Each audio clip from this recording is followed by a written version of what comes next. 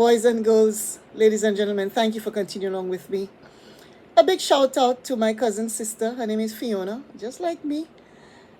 We are children of two brothers. Thank you, cousin, for being there with me. Yeah? I appreciate that.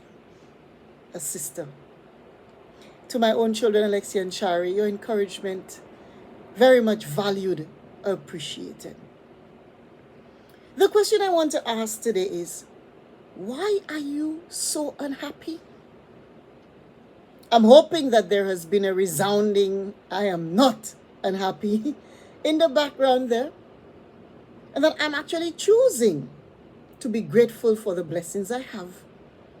Choosing to be appreciative of the life that I live. And so, I'm choosing to be happy. But the unfortunate thing is that we come across so many people who seem to have so much. Possibly a very good job, a salary that comes on time, a family, a car that's reliable, possible holidays that they can go on. Yet, there is this constant, the look, the expression, the actions that speak to unhappiness. And so, let's check ourselves today. We did a bit of the Caribbean thing. We're checking ourselves. Because many unhappy people, they feel that they're victims. Oh, I'm always being put down, I'm always being treated badly. Are you choosing to be a victim? Others who are unhappy believe that it's only their opinions that matter. And so everybody else must agree with their opinion. And if there is disagreement, it means that in some way you are treating them badly, treating them unfairly, not being just. Ladies, gentlemen, it's okay for somebody to have a difference of opinion with you. And that does not mean that they don't like you, they don't value you. Simply, they think differently. And so, not a reason to be unhappy.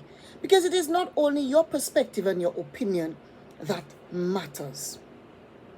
Another thing that unhappy people do, they're quick to make negative comments. A lot on social media, other ways, through interaction with people, always wanting to see the negative in everything. It could be the most beautiful of experiences, and this one part isn't quite the way it should be. That unhappy person will find it and express it.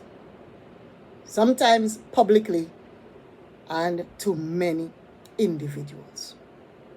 Another thing that unhappy people do, they make petty situations so significant that sometimes days later, weeks later, months later, even years later, it's still a topic of discussion.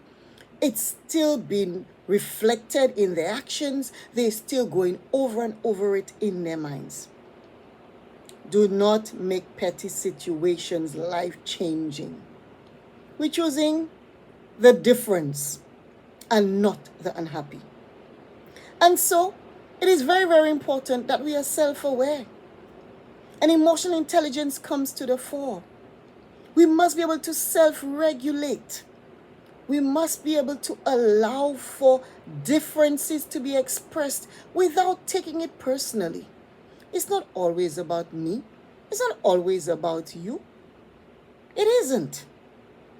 And so, it's not a reason for you to be unhappy to the point that, if you see somebody, if you interact with that person, that then translates into how you behave towards that person. So,